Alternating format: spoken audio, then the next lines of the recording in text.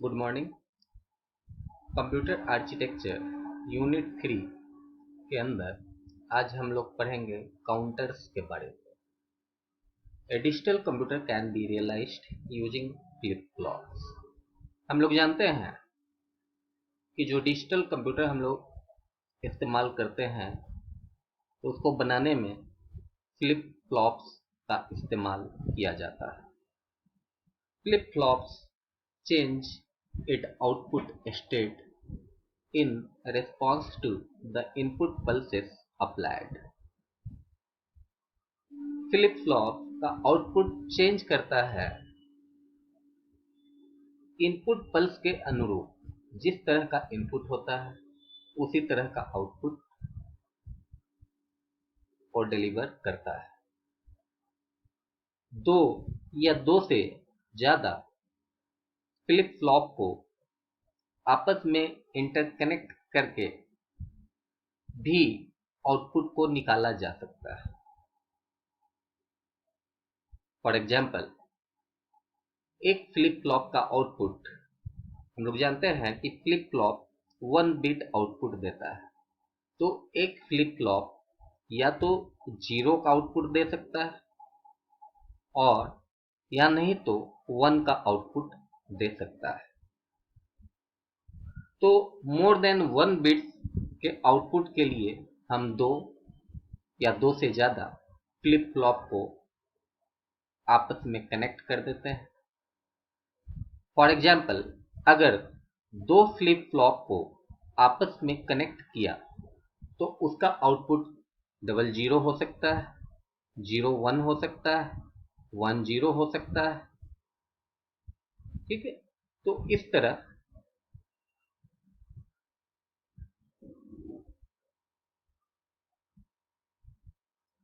एक मिनट, यहाँ पे मैं चेंज कर रहा हूँ। 10 हो सकता है या 01 हो सकता है। 00, 01, 10 और @11 भी हो सकता है। हाँ, तो ये 4 डिफरेंट कॉम्बिनेशन में अपना आउटपुट देगा। अगर हम 3 फ्लिप फ्लॉप्स का इस्तेमाल करते हैं तो 8 डिफरेंट कॉम्बिनेशन का रिजल्ट पॉसिबल है।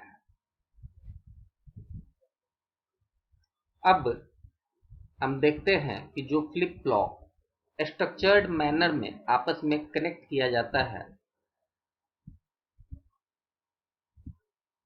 जिससे कि आउटपुट स्टेट चेंज हो सके सीक्वेंस में, तो उसको हम लोग काउंटर सर्किट कहते हैं।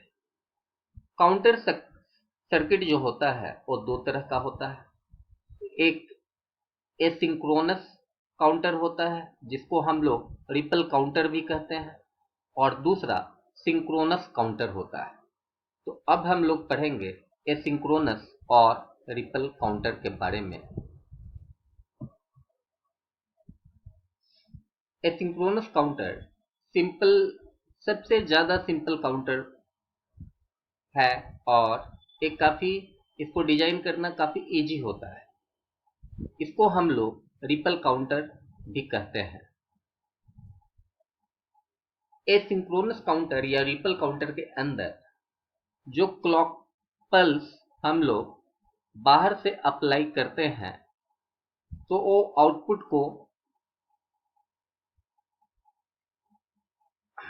वो आउटपुट को कंट्रोल नहीं करता है डायरेक्टली। हर फ्लिप फ्लॉप के आउटपुट को डायरेक्टली कंट्रोल नहीं करता है। The clock pulse applied controls the output of the first flip flop. जो क्लॉक पल्स हम लोग अप्लाई करते हैं एक्सटर्नली, वो फर्स्ट फ्लिप फ्लॉप के आउटपुट को कंट्रोल करता है, और इसका जो आउटपुट होता है वो सेकेंड फ्लिप फ्लॉप के आउटपुट को कंट्रोल करता है। सेकेंड फ्लिप फ्लॉप का जो आउटपुट है वो नेक्स्ट जो थर्ड फ्लिप फ्लॉप होगा उसके आउटपुट को कंट्रोल करेगा, और इसी तरह हर आउटपुट अपने बाद आने वाले नेक्स्ट के आउटपुट को अफेक्ट करेगा। इसलिए जितने भी फ्लिप फ्लॉप का हम इस्तेमाल करते हैं वो सिर्फ स्टेट को चेंज करने के लिए, अवस्था को चेंज करने के लिए एक ही समय में नहीं होता है। The asynchronous counter uses JK flip flop, asynchronous counter JK flip flop का इस्तेमाल करता है। जे और के दोनों हमेशा हाई पे होता है और फ्लिप फ्लॉप, जिन फ्लिप फ्लॉप्स का हम इस्तेमाल करते हैं उसका नाम है T flip flop.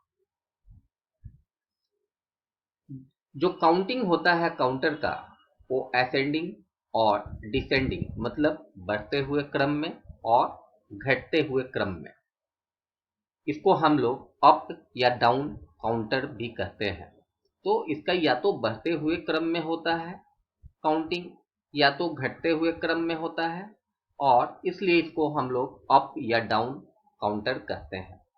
The number of states a counter goes through before returning the starting state is known as modulus of the counter.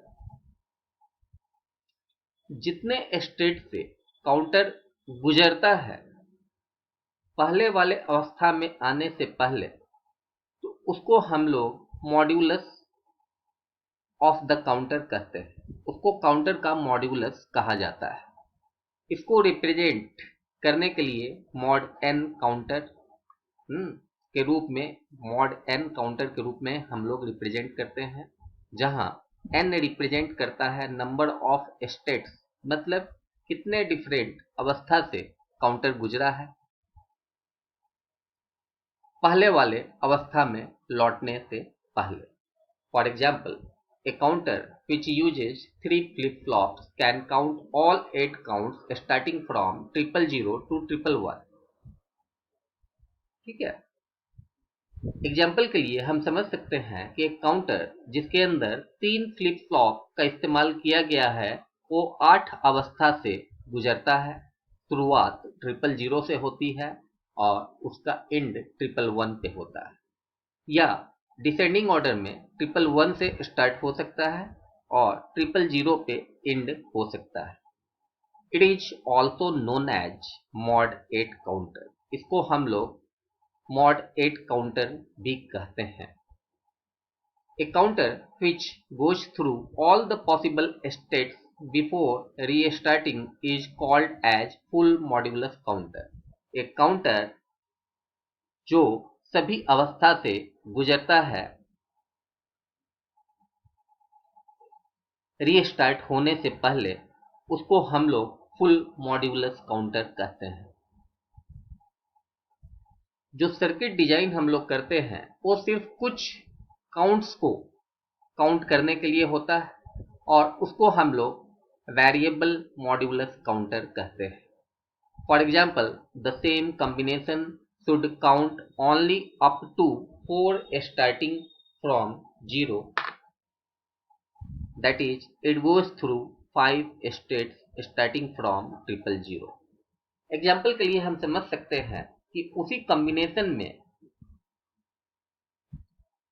अगर सिर्फ स्टार्टिंग के 4 अवस्था को काउंट करना है, अगर 0 से हम स्टार्ट करते हैं तो ये 5 अवस्था से गुजरता है, जैसे 000, 001, 010, 011, 100, 000।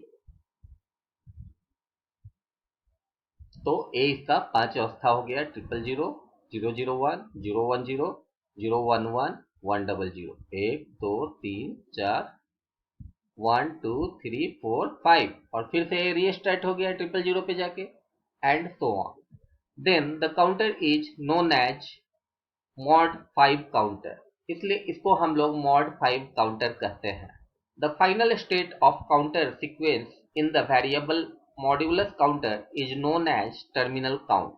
जो फाइनल स्टेट होता है काउंटर सीक्वेंस में वेरिएबल के अंदर, मॉड्यूलस काउंटर के वेरिएबल के अंदर, उसको हम लोग टर्मिनल काउंट भी कहते हैं। A single flip flop can be considered as mod 2 counter. एक सिंगल फ्लिप फ्लॉप को हम लोग mod 2 काउंटर कहते हैं। Counters of different modulus are used and can be combined to form other modulus counter।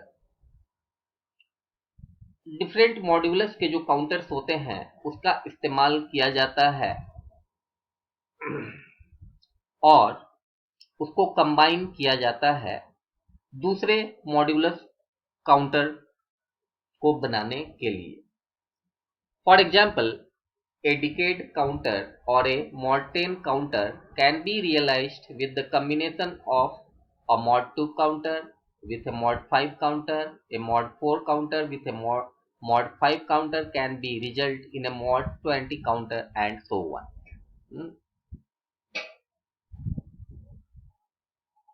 उदाहरण के लिए जो डिकेड काउंटर या mod 10 काउंटर होता है उसको रियलाइज करने के लिए हम लोग कंबाइन करते हैं mod 2 काउंटर को mod 5 काउंटर के साथ, या mod 4 काउंटर को mod 5 काउंटर के साथ, तो उसका रिजल्ट mod 20 काउंटर के रूप में आएगा। There are many ways to implement the ripple counter depending on the characteristics of the flip-flops used and the requirements of the count sequence। इस तरह से हम बहुत तरीके होते हैं रिपल काउंटर को इम्प्लीमेंट करने के लिए, और वो उसके कैरेक्टरिस्टिक्स, वो फ्लिप फ्लॉप के कैरेक्टरिस्टिक्स पे डिपेंड करता है कि किस तरह से इसका इस्तेमाल करें, क्या रिक्वायर्ड है काउंट सीक्वेंस के लिए। क्लॉक ट्रिगर, पॉजिटिव एज्ड और नेगेटिव एज्ड, जेके और D flip flop, count direction up down, और तो ये तीन तरीके, क्लॉक ट्रिगर, जेके और D flip flop, count direction up down और अप स्लैश डाउन। ये हमारा क्लॉक हो गया, यहाँ से डी फ्लिप फ्लॉप का इनपुट हो रहा है, और ये इनपुट जो हो रहा है आउटपुट है क्लॉक पल्स का, जो यहाँ क्यू नॉट का जो आउटपुट है वो इनपुट हो रहा है। ये हमारा पी आर है, यहाँ से क्यू का आउटपुट फिर यहाँ इनपुट हो रहा है, फिर यहाँ डी इन क्यू नॉट का आउटपुट यहाँ डी में जा रहा है। एक क्लॉक हो गया यहाँ क्लियर, और इसका तो टेबल हो गया, काउंट 3 है तो Q1 Q0 दोनों 1 1 है, काउंट 2 है तो Q1 1 है और Q0 0 है, काउंट अगर 1 है तो Q1 0 है और Q0 1 है, और काउंट अगर 0 है तो Q1 और Q0 दोनों 0 है। ये हमारा क्लॉक पल्स हो गया। ये हाई पल्स है, ये लो पल्स है। हाई पल्स मतलब 1, लो पल्स 0, फिर हाई पल्स 1, लो पल्स 0। इस तरह यहाँ पे Q1 तो पल्स चौड़ा पल्स Q0 का आउटपुट दिखा रहा है, ये फिर लो पल्स, फिर हाई पल्स, फिर लो पल्स, और यहाँ पे इसका और एम्पलीट्यूड बड़ा हो गया। हाँ, Q1 का ए आउटपुट हाई पल्स और फिर ए लो पल्स, फिर हाई पल्स।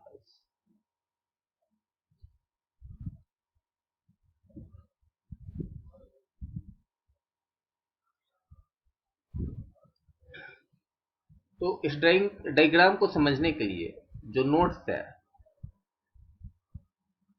इसकी जानकारी और सिंक्रोनस काउंटर की जानकारी कल के वीडियो लेक्चर में मैं आपको दूंगा। आज के लिए इतना ही। Thank you.